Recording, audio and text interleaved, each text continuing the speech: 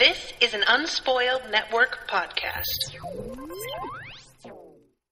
This is Unspoiled, covering Harry Potter, the Rereading. Chamber of Secrets, chapters 4 and 5.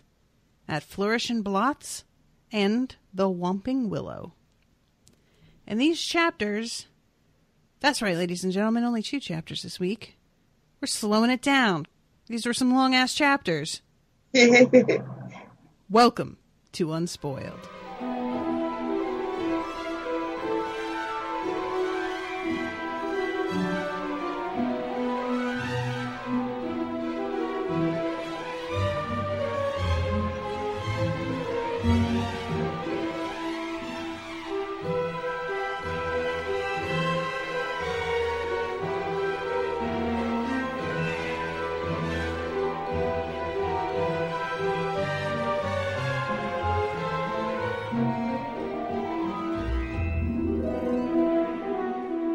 Yeah, we wanted to take our time with this one. Yeah.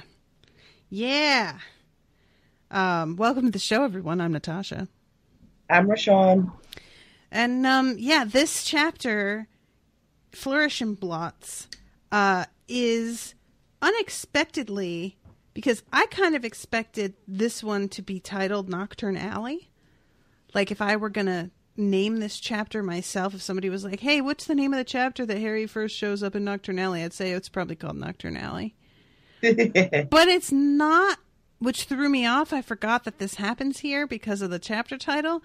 And I don't know if you picked up on this, but this is the first time we see that vanishing cabinet that winds up being really important later. Yes. Yeah, I remember when I on the reread, I was like, oh, I know this cabinet. Mm-hmm. And I got confused because I was like, wait, does this happen now? Nope. But it doesn't happen now, but we're meeting the cabinet. It's very official. Nah. I like that it's called At Flourish and Blots, because then the Knockturn Alley thing is kind of like, what? Yeah, She's all like, you don't know me. Yeah, this is the kind of stuff that I was saying when we first started, reading the first time around, that you're going to see her setting things up, that you could barely even call it a setup because it's, just mentioned, but then it does turn out to be so significant later that you kind of have to call it a setup. Yeah. You know what I mean? It's all she does is be like, oh, he climbed into a cabinet to hide. But then that cabinet is so significant later. That cabinet is part of what kills Dumbledore, basically. Mm-hmm. That's a big deal. So you kind of have to call it a setup, even though I'm not sure if she knew what this was going to be at the time or not. It's up for debate. The only person that knows is JK, and I'm not sure if I were her that I'd be totally honest if someone asked me. I might be like, oh yeah, I totally knew. I had it all mapped out. I don't know. Would you be honest? I don't. Would I be honest? If it wasn't a setup and someone asked me, was it a setup? I would totally do the thing that you just said and be like, yeah, I had this all figured out from day one. There's a way to be kind of self-effacing about it too. And be like, I had an idea that I wanted it to be meaningful. I just hadn't exactly figured out the mechanics of it. Or something like this where, it sounds like I basically did. Not down to the details, but yes. Yeah.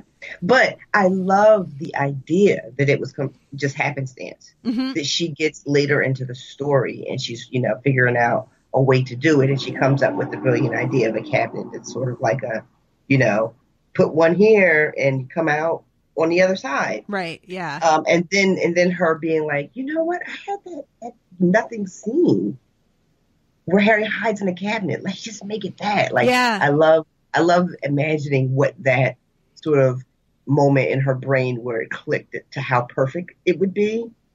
I love thinking about that. But I kind of hope she didn't have it planned. Yeah, there's something...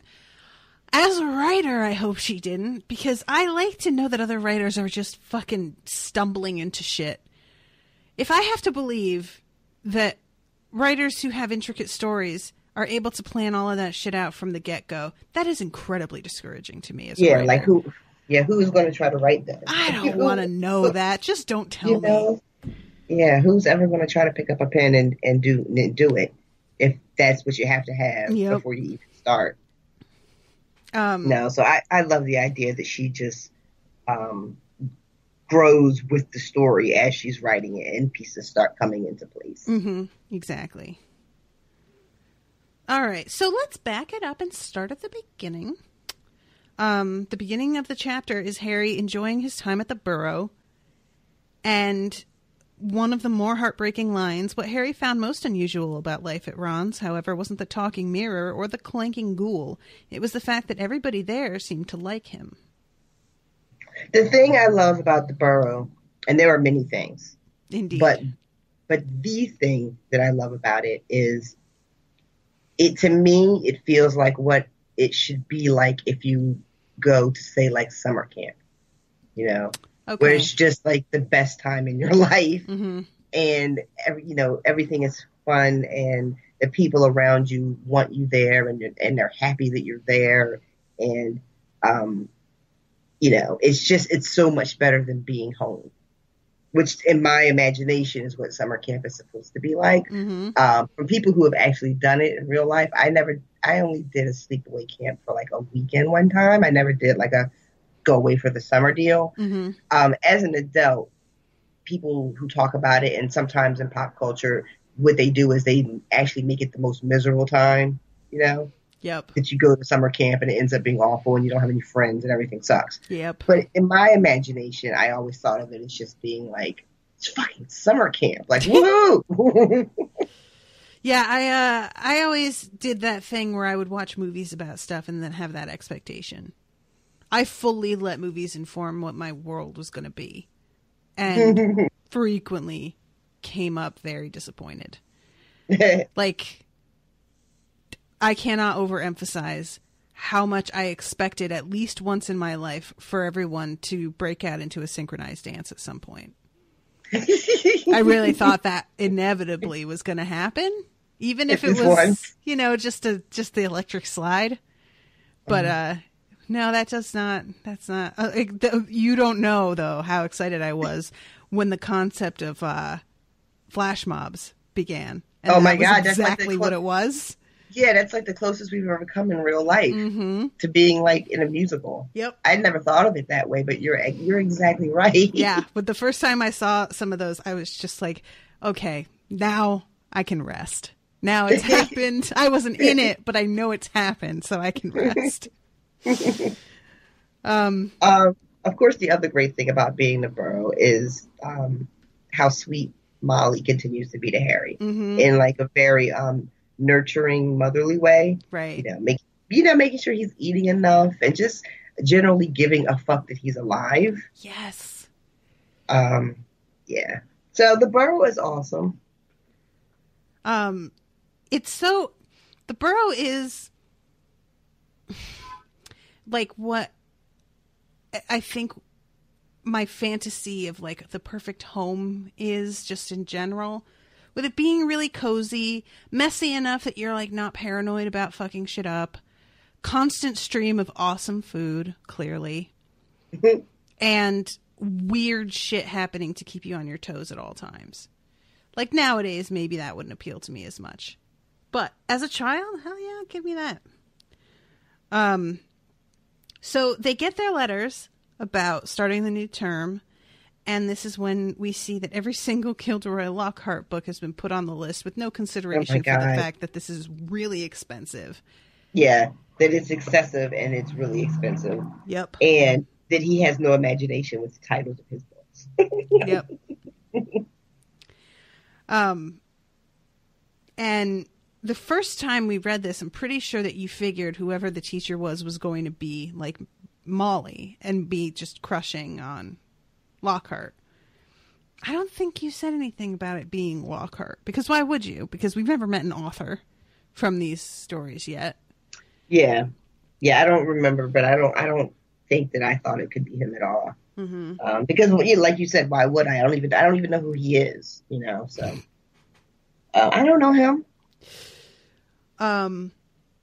So this is, going to be an obstacle for the Weasleys because they're broke, and Harry really wishes that he could lend them the money, but he knows that they would never take it, even though he has plenty, which I just still find so infuriating. Like, I guess I don't have the kind of pride that some people have, because if I were Molly and this kid had more money than he could possibly spend, and he was like, let me just help you out, I'd be like, sure, thanks, appreciate it. Yeah. No, I wouldn't. You know me. We've talked, like, off air, and I would absolutely not take it. So Sean is having a hard enough time with this GoFundMe, guys.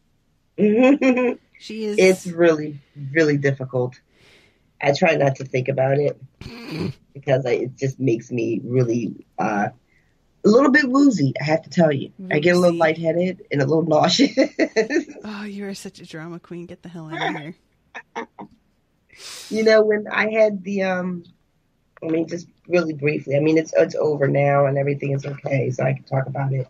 But I had a health scare with my mom, and my mom doesn't live near me, and because of where she lives, it's just such in an ass crack of America. It's difficult to get to, and my family generously offered to help pay for me to go see my mom during this time, and I wouldn't take the money to do it because I'm insane. Yeah. So that's the correct term. So I understand the weeds, and it's. I was going to try to say that it's not just pride, but it would be a lot of words that just ended up coming down to it being pride. So let's just save us all the trouble. Oh my God, that reminds me. There's this amazing couple of tweets where somebody was calling out a woman's racist article. And somebody responded with, well, it's actually a really nuanced situation. And then they had the one out of, how they have that one of 30 like they're tweets? Getting ready to go to school on us all, yeah. So they wrote, it's actually a really complex situation, one of 400,000. And the next tweet was, but in the end, she's probably racist, 400,000 to 400,000. That's amazing. I was like, I fucking screenshotted that. I'm like, I have a feeling I'm going to use this a lot.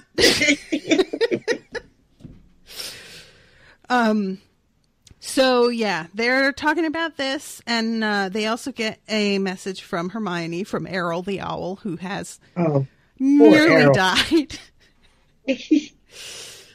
Oh God. Remember I told you about wizard people, dear readers, and how people get weird nicknames and stuff? Uh-huh. Well, he calls Dumbledore either he calls him Dumbledore the nearly dead or the near dead Dumbledore. And that's what I think of with Errol, is Errol the nearly dead. Because this poor owl, it's treated like a joke. Like, Ron calls him pathetic because he collapses, and I'm like, Ron, for Christ's sake, have a heart, buddy. Like, Hermione is like at the end of her letter, she's like, oh, and maybe you want to use a different owl because this one, isn't going to make it. But she's like genuinely concerned for the well-being of Errol because that is just so apparent that he's on his very last leg. Yeah, and I understand that it's supposed to be playing into the whole, hey, all the Weasley stuff is barely holding together, sure. But I do it's a living thing, guys. Yeah, they're talking about it like it's a car that barely runs anymore, but it's an actual thing that breathes. Yep. Oh, this stupid toaster. Pathetic. I would probably, to be honest, barely call an electric. I personify things too much is what happens. I'm like a child. So somebody in Community, he's like, that's why I can pick up this pencil, tell you its name is Ted, and then I break it in half and part of you dies because humans can, I think he says humans can empathize with anything. And I'm like, I wish that were true, man. That's a lesson we just learned, isn't it? Right? So, anyway. They go play Quidditch. And they have to, trade off Harry's awesome broom because all their brooms are terrible. And Percy is hiding off in his room being weird and not participating with them. And let's see, they're talking about affording the books, and that's about it. That they kind of commiserate about Percy being really secretive all of a sudden, despite getting 12 owls and not gloating about it.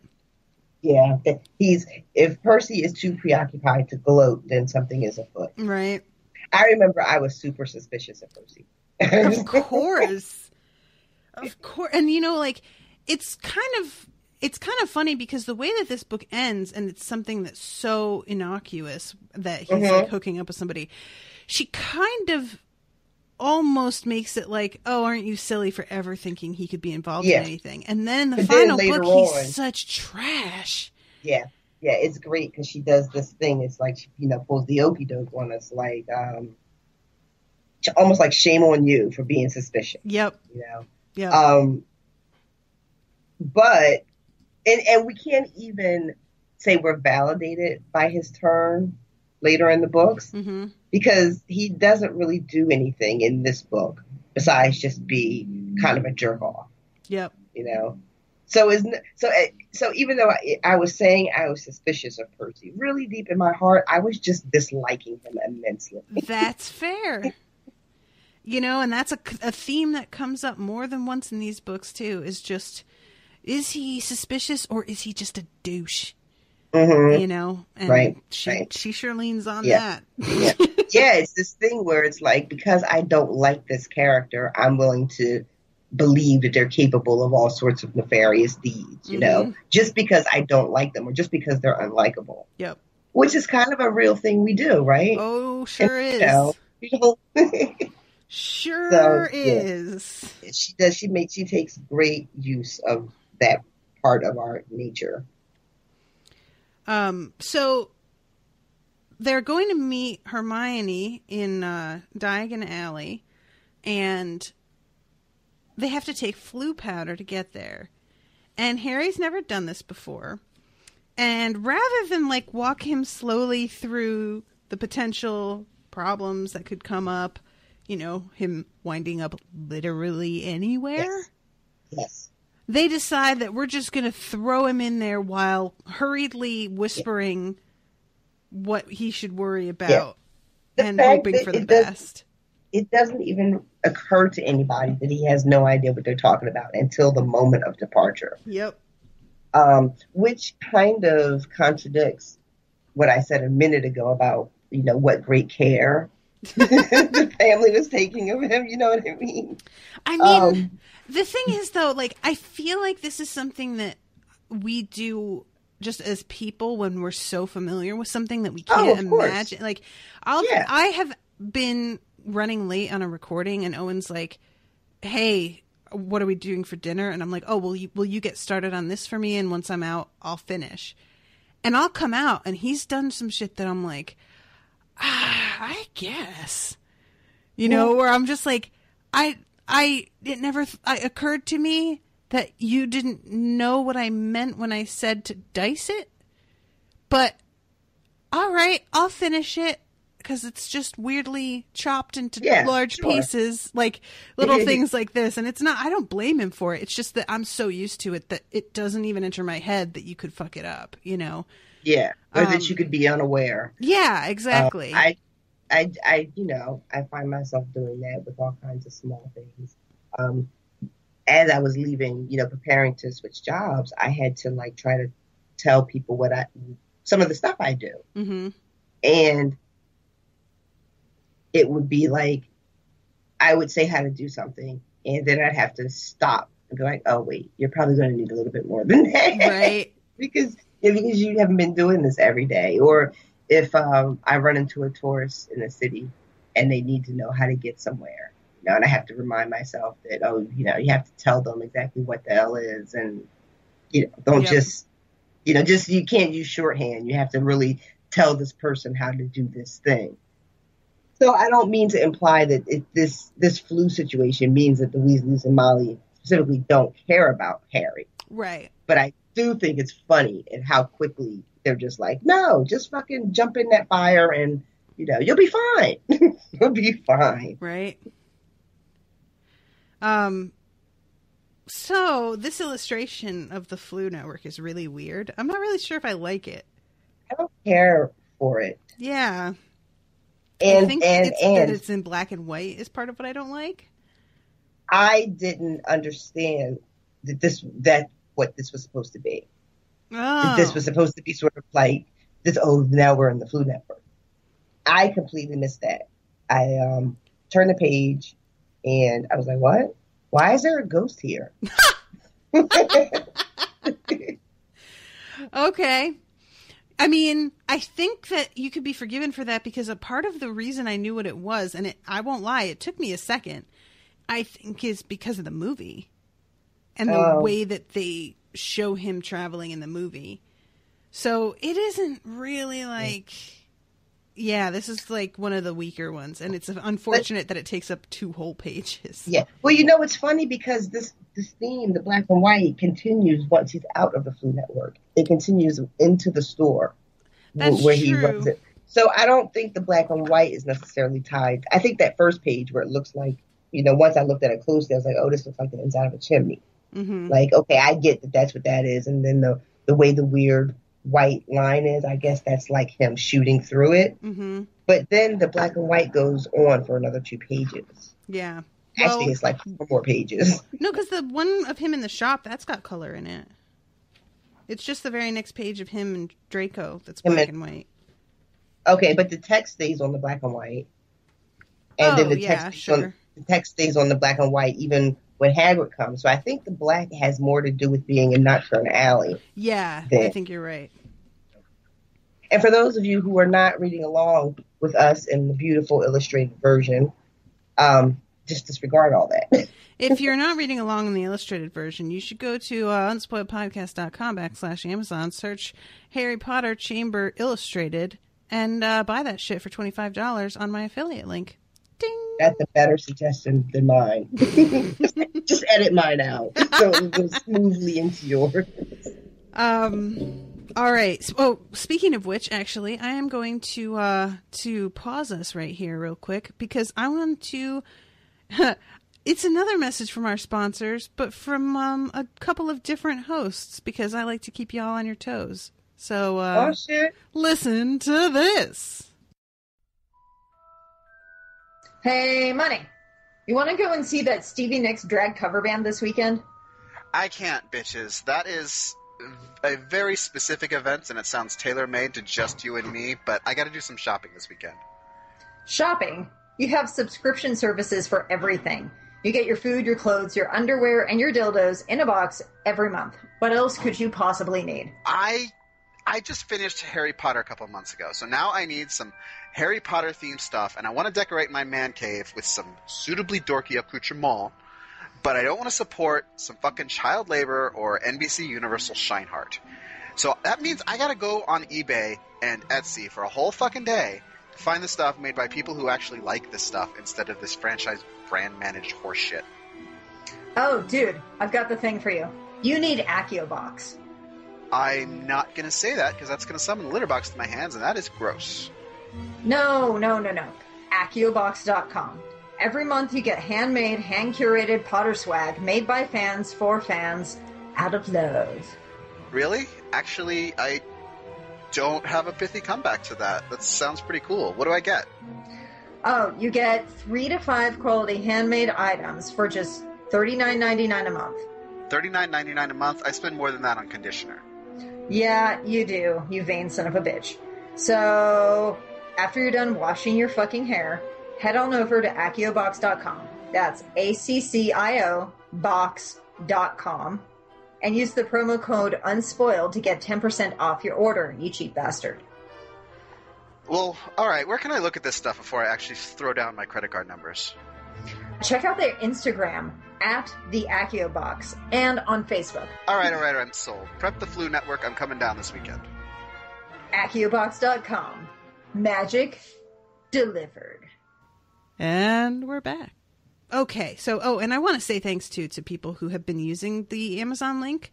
I have had a consistent uptick over a couple of months in a row now, so I feel confident in saying that people have, like, started to bookmark it and do that somewhat consistently, and it is really adding up, and I appreciate it. It helps me soups amounts. Studio? Soups. The end of the month can be really hard, and the Amazon like payout comes at the very end of the month. So, getting paid once a month is real tricky, and I'm not great at budgeting in the best of times. So it's not a really optimal combination of person and circumstance. But thank you guys for that. So, and I would like to say thanks to a couple of donors as well. Some of you are anonymous, and for that, I want to say, like, you know who you are, but I'm not sure you will if you've given the same amount of money as somebody else who is also anonymous, which has happened a couple of times. But know that I see who you are on my end, even if it doesn't show up on GoFundMe, and thank you. But I would like to throw out a special thank you to Ashley Peterson, who said, really wish I could go, but since I can't, please have a drink on me. Heather Lingerfelt, who said, hope you enjoy the Wizarding World. Melissa Greenwald, who did not leave a message, but donated nevertheless. Brianna Keister, who said, can't wait, looking forward to Duff Beer and Butterbeer. Woohoo! Yay! And we also got a $50 from Anonymous, $25 from Anonymous, and the last donor was Natalie, last name withheld. So thank you to all of you guys. Really, really appreciate it. At this point on the GoFundMe, we have reached $1,360, which is amazing considering we have several months to go. I'll probably up our goal at some point. And everybody who has donated is going to get a link to a special podcast on the movies that Rashawn and I are going to do. So that is going to be a reward. No matter how much you donate, you're going to get that. So, if you can donate $5 and you really want that episode, that's all you need. I think $5 might be the minimum that GoFundMe allows, but I'm not sure on that. So anyway, if you're interested in donating, it's GoFundMe.com/GoFundMe/UnspoiledHPWorld. Owen always corrects me on that /. So, and new patrons are this week, Christopher Milner, Catherine Ross, Heather Lingerfelt, who, if you remember, was a donor as well. Lindsay Ayers, Monique White, Daniel Keogh, Nathaniel Catania? It's probably Catania. And Christine Y. all became patrons this past week. So thank you all so much. Welcome to the Unspoiled family. And I really hope that you all enjoy your stay. You can check out anytime you like, but you can never leave. All right, back to the show. Oh, God. So, have we talked about how Knockturn Alley means nocturnally? I don't think we talked about it because I feel like it was just given. You figured that out? Because I'll be honest, I didn't figure that out until somebody told me. I'm not too proud to admit I didn't put it together. I was like, oh, yeah, I guess Diagon Alley is diagonally. So, wow, it blew my mind. God. It did. Listen, I'm a bit of a dummy. It's fine. I don't pretend to be anything else. But I can't believe. So, did you know that from the first book? Yeah, I just figured it was just, I thought we all were supposed to know that. All right. Sure. Yeah. Like, I didn't totally. think it was. No, I knew that too from right away. So, whatever, it's fine. So I don't remember exactly what my first response was to the Flu Network. Mm-hmm. I feel like it would be a safe bet to say that I was horrified. And I'm still deeply upset about how this works. I don't like it. Deeply upset. Damn. It just sounds traumatizing. And he's like barreling through and he's upside down and he can't see anything and his glasses are broken. And it just doesn't sound like a good way to travel. I feel like you could do better than that. Magicians, wizards, and witches. I mean, you can apparate, but he can't because he's underage. No. I mean, you can make this specific mode of transportation better. Well, we don't have the funding. It's been, we could, in an ideal world, but we're really busy fighting the Nargles. So yeah, I agree with you though. That's fair. It does seem, I mean, it seems like it's not, I get a little confused, frankly, because they're like saying to him to keep his eyes closed because of the ash, but also watch so you know where you would stop and get off on. Yeah. She's like, keep an eye out for Fred and George. Yeah. But did you just tell me to keep my eyes closed? They should have like Flu Network goggles that you wear. That's brilliant. Like something like that. Something pretty simple. But yeah, anyway, so he winds up coming out in Borgin and Burke's, which we find out later was like Voldemort's first job. And he falls on his face, breaks his glasses, is covered in soot, in general looks a mess. And he's going to try and just like, hightail it out of there until he sees Malfoy coming in with his dad. Yeah. Just as he's making his way to the door, trying to like get out before anybody even realizes he's there. Mm-hmm. The worst people. Oh, and also, can Harry not go to get his school books without running into these fucking people? Yeah. It is it is sort of a thing that everybody just assumes we're going to be there on the same day. Weirdly, like when Hermione sends her message, she's like, "Oh, hey, I'm going on Wednesday. Why don't we meet at such and such?" Like she just thinks they're going on Wednesday too. Yeah. So yeah, I mean, I get it. You have to have your people be in the same place to move the story. I totally get that. And it's not uncommon to run into your neighbors when you're all out, school shopping or whatever. But I mean, there are hundreds and hundreds of kids in all of these stores and all of these days prior to the school year to go and get your shit done. And he's just going to keep running into them. Mm-hmm. Yeah, that's fair. So he hides in the vanishing cabinet and he gets to be treated to a little moment of Malfoy hating on him even when he's nowhere nearby. Yeah. So he knows the hate is real. Mm-hmm. It's not just for show. And apparently he's been bitching about Harry all summer, which it cracked me up all over again. I know. You're that bitch when you cause all this conversation. I love that his dad is just like, oh my, can we fucking not for like a second? Yeah. That gives me life. Yeah. Lucius being irritated with his own son. Yeah.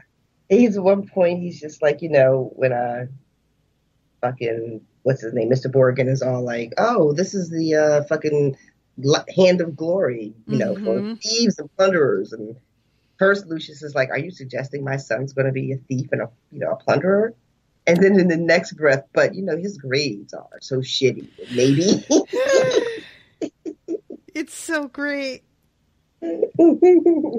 Yeah, you'd think that Malfoy would have learned some shade throwing from his dad. He's not real good at it, even at the end of the books. He's not, right? Yeah. He's really not. And I wonder if, I didn't think about it during the first read, but I wonder if Malfoy isn't nearly as smart as I thought he was in the first book. I remember thinking constantly that Malfoy was pretty smart, even though some of his plans were stupid, weren't well thought out. Mm-hmm. But he doesn't seem like he's very quick. And you're right about his ability to like throw shade and be clever. Yeah, it's not his strong suit. Yeah, I got an email recently where somebody was saying that they ship Hermione and Malfoy, and I'm just like, how can you even think he would keep up with her in any way? Which, it's not really a fair question because she winds up with Ron, who sure as fuck can't keep up with her in any way either. Yeah. So I think there was mention in the books about Malfoy usually coming in like second or third to Hermione. Mm-hmm. So I know I just said that I don't think he's smart, but I don't mean it's academic. Smart. Yeah, that's different.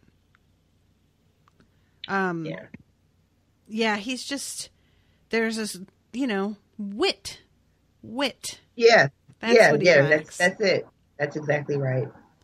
Wit is like my most valued feature in other people. Like you can be kind of a shitty person, and if you're witty, I can forgive a lot. It's not really very fair or good of me, but I just noticed that in myself. Like even if somebody's kind of bad, they can make a good joke, and I'm like, yeah, kind of right though. Like that's on me, But so Lucius is telling Mr. Borgin that he's selling, which Mr. Weasley is very interested to hear later on. Yeah. He's he knows that the Muggle Affairs is looking into getting people who have contraband. Mm-hmm. So he wants to get rid of some stuff that he knows he shouldn't have. And you're right, Arthur is chomping at the bit for the chance to really catch Lucius red-handed. Yep. And so he's there to sell some shit, and there's like some haggling going back and forth, and that's when Draco gets bored and starts moseying around the store. Mm-hmm. He paused to examine a long coil of hangman's rope and to read, smirking, the card propped on a magnificent necklace of opals.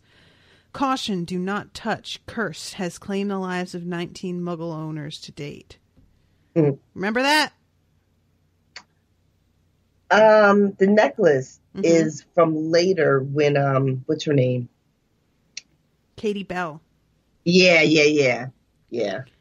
Yeah, she touches it through a hole in her glove and goes flying up into the air and like basically freezes there with her arms outstretched in this real creepy way. Yeah. For some reason, the fact that she doesn't just like go into a fit of like seizures or something, that she floats with her arms out like that is so much creepier to me. It's just way more, I don't know, like unnerving and unpredictable, I guess, is really what it is. So yeah, finally Malfoy gets called away. Harry's able to get out, and he starts wandering down this sketchy ass street with no idea of where he is or where to go. And just happens to run into Haggar, who is right on fucking time, because this old witch in the alley, and why is she walking around with a tray full of nails? Like, yeah, I mean, and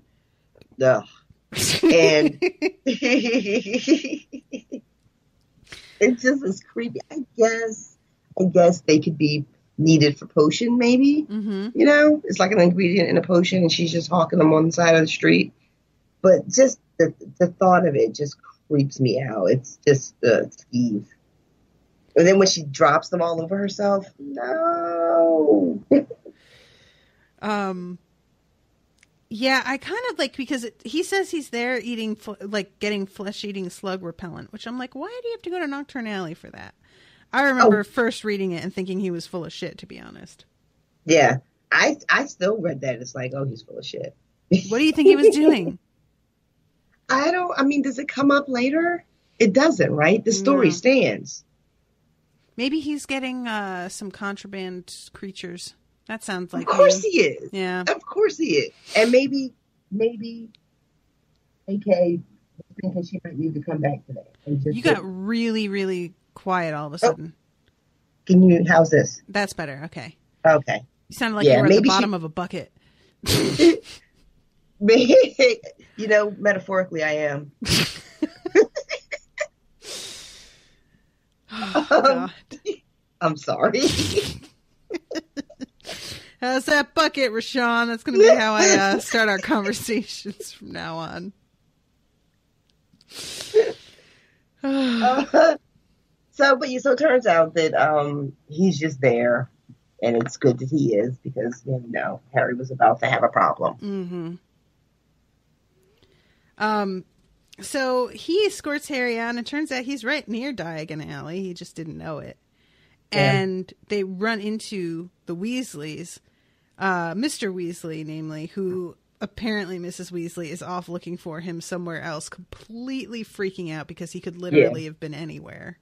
Mm-hmm. The illustrations on these 2 pages of Diagon Alley are quite spectacular. Are they the best or what? Yeah. It's good. It's good stuff. I took a few minutes to just try to see what all the stores were called and what they had to offer, the little advertisements. And, it's good stuff. There's a little sign that says down the hatch for victuals. For victuals, yeah. Which I know the word is victuals. Thank you very much. Victuals. Yeah, it's called the 3 Sheets. Oh, that's pretty good. My favorite one is there's 2. The Leeches, which says everything sucks but our service. And there's a place at the end called Nell's Bells. That's one of my favorites. And it says on the door, please knock. Which is just such a it's almost too subtle a joke. God, it's quite good. And there's a place on that page that's called Bats, Bats, Bats. And there's but on the next page, there's a place that's called Cats, Cats, Cats. Oh my God, how did I not notice that? Oh, I don't know why I love that so much, but I do. Oh, I completely missed that. Oh, I'm so disappointed in myself. Oh. Let's see. Allowances made to flunkies out of collar. I don't know what that means. That's in front of Gaberunzie garments.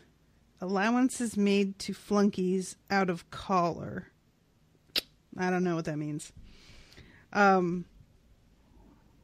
yeah, this is just so detailed. I always wonder how large these illustrations are originally.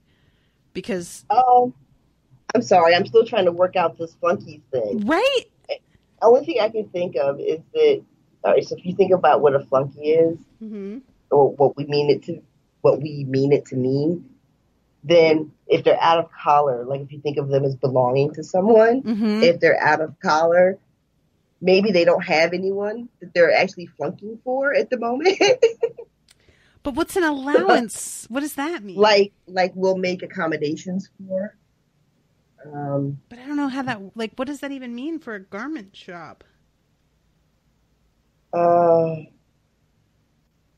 We can work with you even if you don't have someone currently that you are in, I don't even know what the word would be. It's not work, service? But service too is a good word.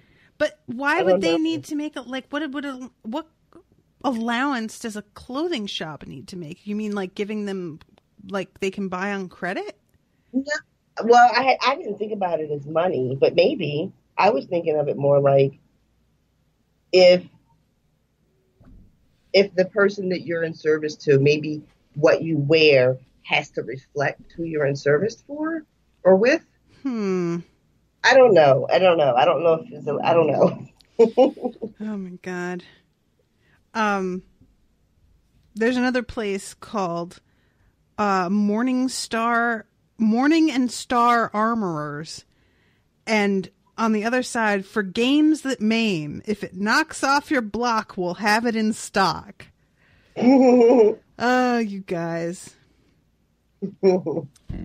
So Hermione arrives with her Muggle parents, and Mr. Weasley is simply delighted by them and wants to take them out for a drink and ask them about electricity. Because of course he does. Because of course. They have to stop at Gringotts, and Mrs. Weasley empties out their entire vault. And it's the saddest thing that you've ever seen. Harry is so uncomfortable, and he tries to obscure the view into his vault because he's so embarrassed at how much he has compared to how little they have. Mm-hmm. Yeah, it's super awkward. And they go finally to Flourish and Blots and run into Gilderoy Lockhart signing copies of his autobiography, Magical Me. That fucking title. Oh my God, I love it so much. I want somebody to actually write that, please. Magical Me? Mm-hmm. An autobiography of Gilderoy Lockhart written in the completely bombastic style he would undoubtedly adopt for an autobiography. If he, in fact, wrote it himself, which he probably didn't. Oh, yeah, he wouldn't. So they go in, and there's all kinds of people crowding in to meet him, and press shoving people out of the way, trying to take photos. And Ron gets, like, elbowed and snaps at the guy, and Gilderoy hears him, looks up, and sees Harry, and is really excited. The first of many douche chills occurs. Yes. Every time Lockhart does this big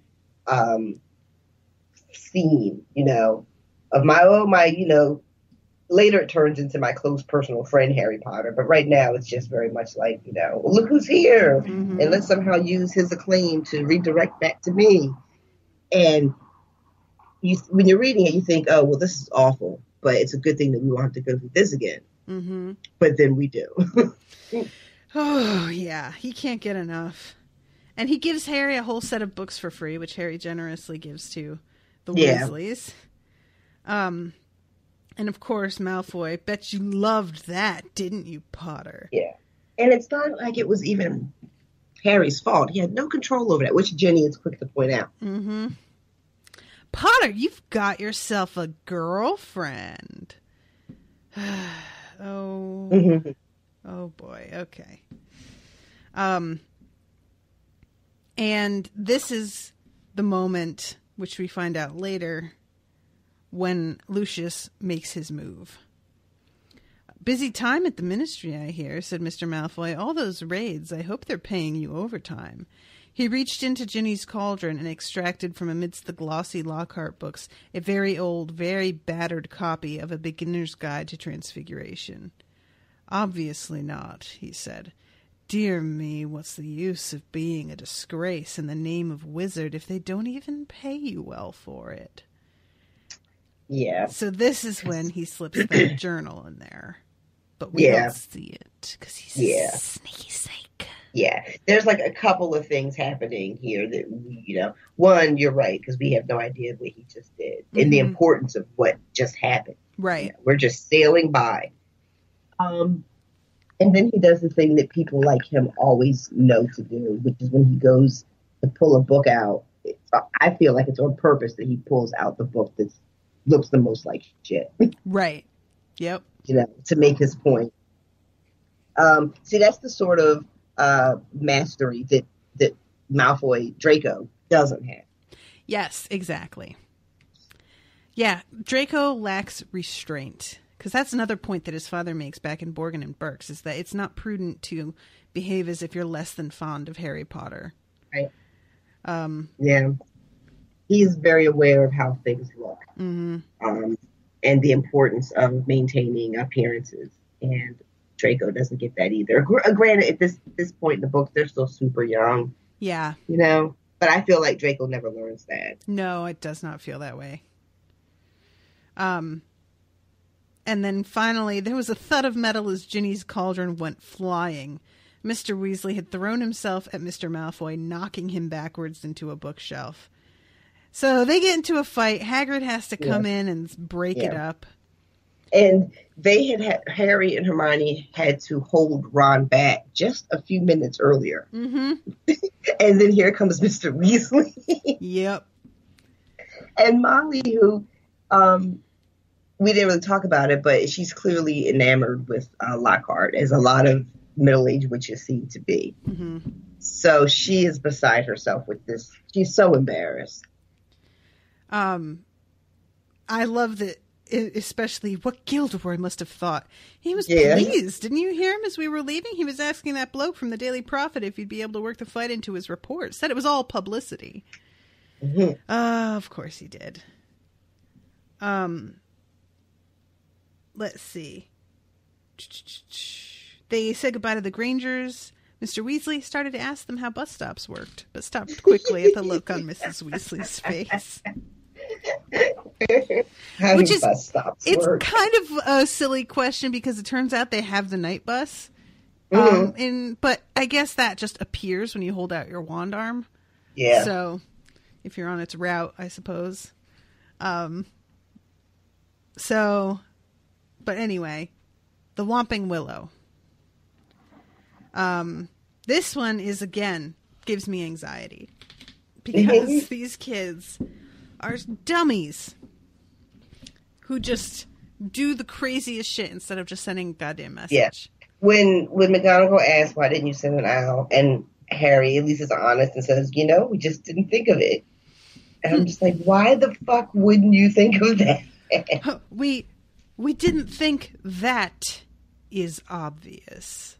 Oh, McGonagall. Is that the crowd cheering? Yeah, yep. So they try and pass through the platform after everybody else. They're the last two, Ron and Harry, and they crash into it. And when they finally, compose themselves and realize that they're going to be left here, they decide they're going to jump in this fucking flying car. Yep. Which reappears abruptly, despite its cloaking mechanism, for a minute or two. And they're going to fly all the way to Hogwarts. And it is a long-ass trip. So initially, they're having a great time. But then it starts to get really hot. They're both hungry and thirsty. They can't get comfortable. It's just not like chilling on a train. Yeah, it's like every road trip ever. It starts out great. Woohoo, we're on the road. Yay, put on some music. And then it's like, oh, we're still on the road and we've already listened to this song 800 times. Yep. And the one thing to kind of break it up is to stop and get food, but every place you stop is the place you already stopped because there's only one type of food on the road, and that is fried. I thought you were going to be really specific and say that's Hardee's, because in my experience, that's what's at every fucking stop. I have never been to a Hardee's. Because they only exist on fucking road trip stops. That's so weird. Like down here, definitely not. I'm trying to think what we mostly would run into, but honestly, it tends to be Starbucks, which it's annoying because it's always those half Starbucks, which don't really have food. So there's always drinks and stuff, and there's occasionally been a Wendy's, but I don't think I've even seen a Hardee's. I must have, but I can't think of one. Yeah, if you go anywhere, if you're on 95 and you go north or south and you go off to a rest stop, it's going to have a fucking Hardee's. Yeah. It's just how it is. The one good thing is that now Lone Star gas stations and stuff are starting to stock a lot more cut up fruit and veggies and stuff in the gas stations. So now it feels like you can have, I got a container when we were on our way to Colorado the other time of sliced mango, and it was banging. It was really good mango. And I was kind of like, oh, shit, because gas station mango? Right. I bought it. I'm like, well, I really can't eat another bag of chips. I just can't do it. Let me have something real. And I got it out of desperation, and it turned out to be wonderful. So, they're trying. Anyway, nobody gives a fuck. So they start to wobble, and Ron is starting to get really worried because they're near the castle. He thinks they can make it, but it's getting pretty severe. Yeah. And also don't forget that like you said, when they see the car in the parking lot, it's because the invisibility factor isn't working super great. Mm-hmm. So they have to keep doing this thing where they can dip down out of the clouds to try to see where the train is. Then they have to like go up real high again. Yeah. So it's a long ass trip. The cloak isn't working right, and now, for lack of a better word, they're running out of gas. I think. Yeah, basically. Yeah. The car. There was a loud clunk, a splutter, and the engine died completely. Uh-oh, said Ron into the silence. The nose of the car dropped. They were falling, gathering speed, heading straight for the solid castle wall. Oh my God, I hate this. As somebody who does not like heights, this just bothers me. Before we go to the actual hit, though, I want to go back because I have a question. Okay. When they can't get through the wall on the platform, mm-hmm. Ron says, "What if Mom and Dad can't get back through to us?" Mm-hmm. That's because it's only open for a specific amount of time. So his mom and dad would have to apparate out. I mean, they could just apparate there, not necessarily like out of that particular gate, but they could just apparate back to the train station, if that makes sense. Okay. I'm not sure what your question is. Like, I guess my question is, like, Ron panics like his parents are stuck. But they're definitely not stuck. Is that what you're saying? Right. Okay. Yeah, they're not stuck though. Yeah. Yeah, no, I think you're right. Okay. So they panic and go immediately to let's take the car. Mm-hmm. Yeah, which is part of what the howler is. It's just like, they go back and the car's gone. Right. And, okay. and she's just like, what the fuck? Because as I was reading it this time, I was tricked. I was like, oh my God, this is terrible. His parents are stuck there now. And then afterwards, I was like, wait. Oh, that's funny. That's true, though. Yeah, they're like, he should know better. But it's clearly like the two of them are both so used to doing this one way that the fact that they have to like improvise at all, they've lost their heads completely. Like, and low key, they really just wanted to take that fucking car. Yeah. What are you guys thinking? Anyway. So they hit the Whomping Willow, and neither of them are familiar with this particular tree.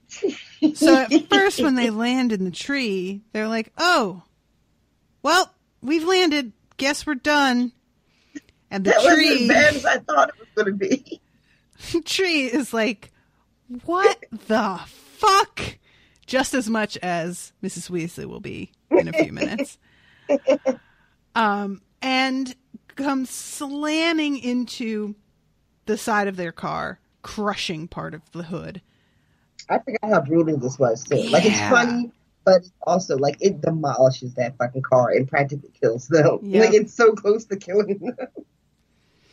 Yeah, it's, like, pretty insane that this is a thing that we just let sit around the school. Like, why is this by a school? Yeah, like, all right, I mean, sure.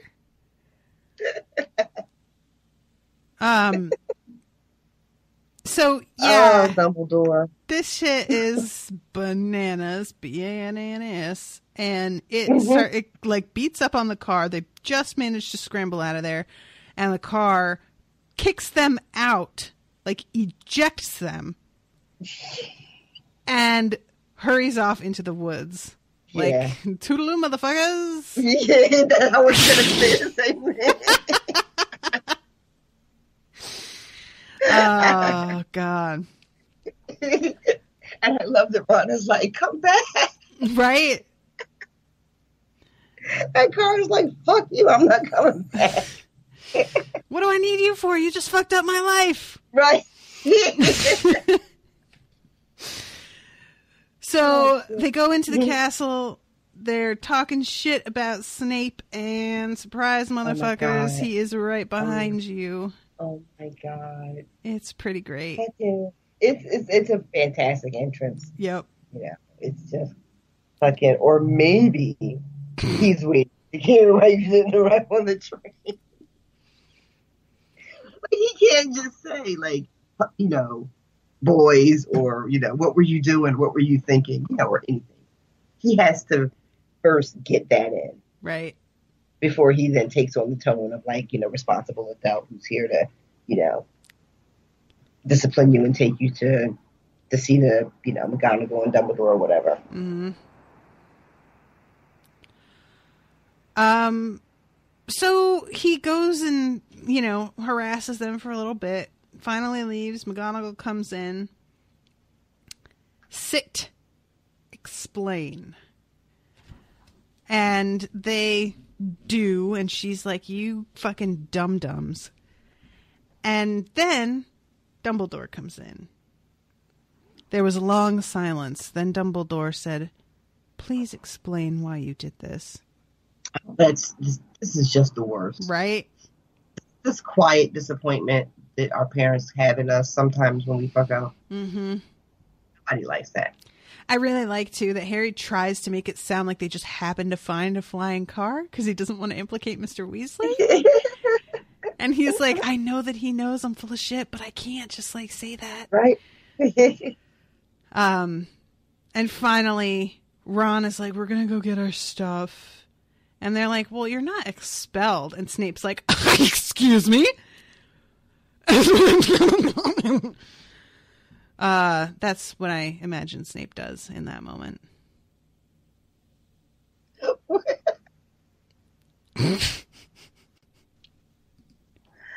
I was not prepared for that. You got so quiet that I was like, did I lose her? I just was like, what the fuck is happening? That's his indignant huffs. His gasping sputters of disbelief. Did not come across? No? Okay. But they have to do detention, and she's going to take away a bunch of points until Harry's like, ooh, but technically, we were not actually in session yet. And she kind of gives him this look like, you little shit. But she does not take points away. Because, you know, it is her own house and she wants to win. Yeah. Can we talk for a second, too, about as right before the sputtering starts, Snape is like, but they cause serious damage to an old and valuable tree. Yep. This horrible tree that almost killed your student. Mm-hmm. Yep. But okay then.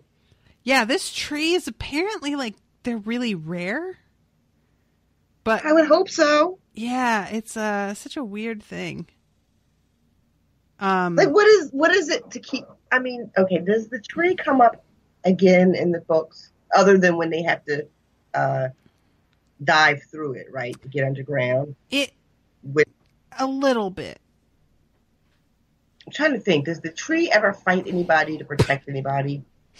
Hold on 1 second. I'm looking. Because I'm like, why? Oh no! You know why the tree's there? You know why? That's right.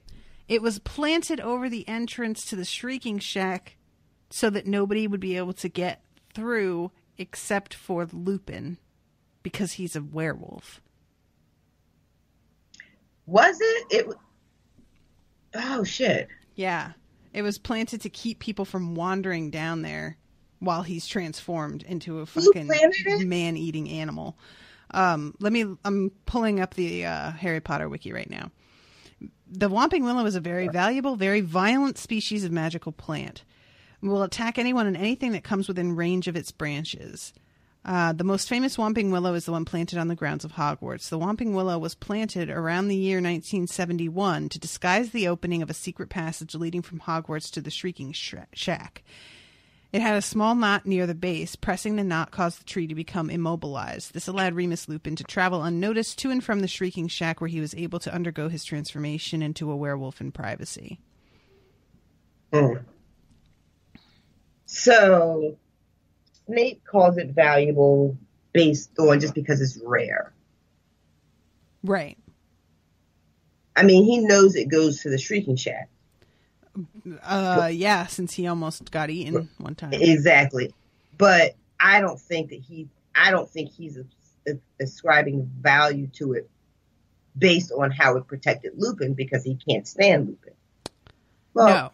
He can stand him, but he can't really stand him. Yes. Accurate. Interesting. It has nothing to do with the plot, guys. I'm just thinking. All right. Okay. All right. Anyway. So, McGonagall gives them a bunch of sandwiches and tells them that they can eat there.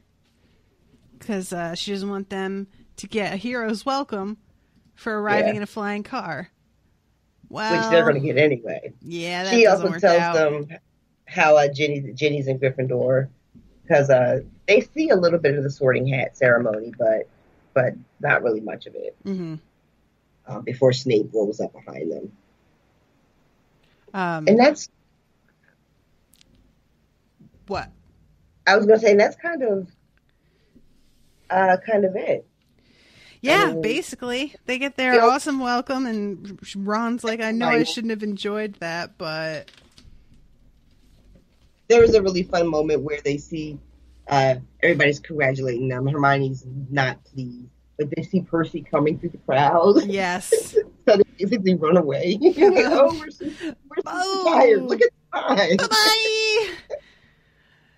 Bye-bye! Yeah, I like that moment a lot, actually. And I like, anytime that Ron gets to get in on the congratulations. Oh, yeah. I appreciate that, because it's so rare for him to be able to take part in this stuff. Yeah, yeah. And, this whole sort of adventure was kind of Ron's doing. Mm-hmm. So, I mean, I don't want to condone their reckless action, but I'm kind of going to a little bit. Yeah. Yeah, it's not fun. Just like that it's reckless. It's just that it was really stupid, Oh, it was reckless. That was incredibly dangerous. They had no idea how far the car was capable of taking them. They, weren't certain that the invisibility cloak was completely functional. Right. It's not like that. I mean, Arthur just said that I have it, and he said it, I'm pretty sure it would work, but they don't get to test it because Molly is like, don't be ridiculous. Yeah. Yep. All right. Well, yeah, that's the end of that chapter. Too. Don't, part of the getting in trouble is that people saw them. Oh, yeah, there's a whole front page thing. Yeah, like they made the fucking paper. Flying Ford Anglia mystifies Muggles. Like, school hasn't even fucking started Yep. yet. Yeah, they definitely made the meta babe boo-boo is what it is. And they not only broke the statute for underage wizardry, but they broke, the statutes to keep everything secret.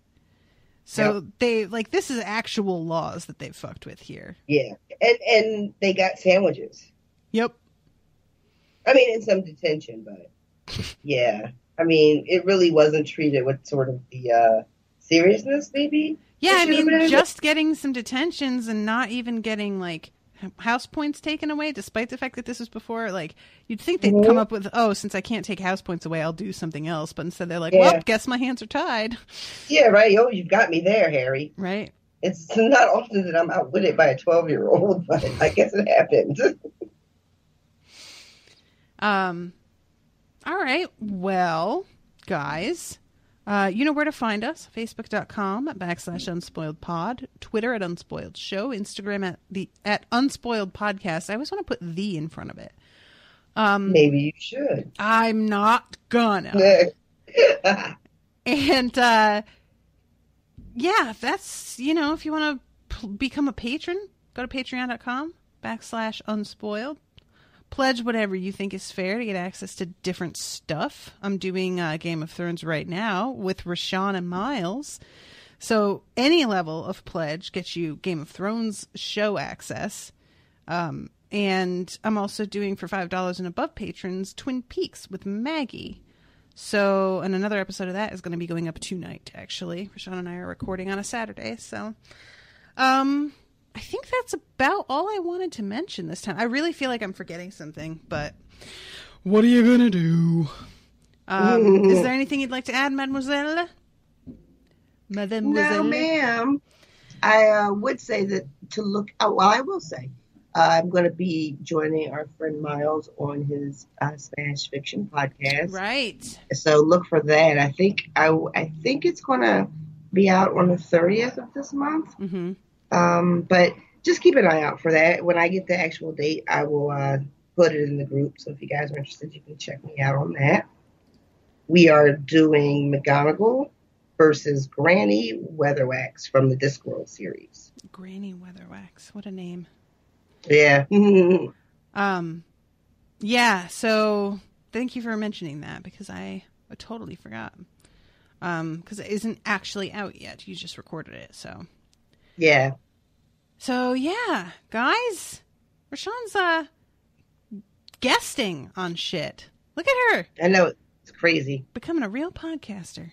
I don't know what those guys were thinking. All right, everybody. Well, thank you again so much for listening. We love you all dearly. Come and chat with us. And we will see you next week with 3 more chapters. Or 2. I think 3, though. 3 more chapters. Toodaloo, motherfuckers. Bye, guys.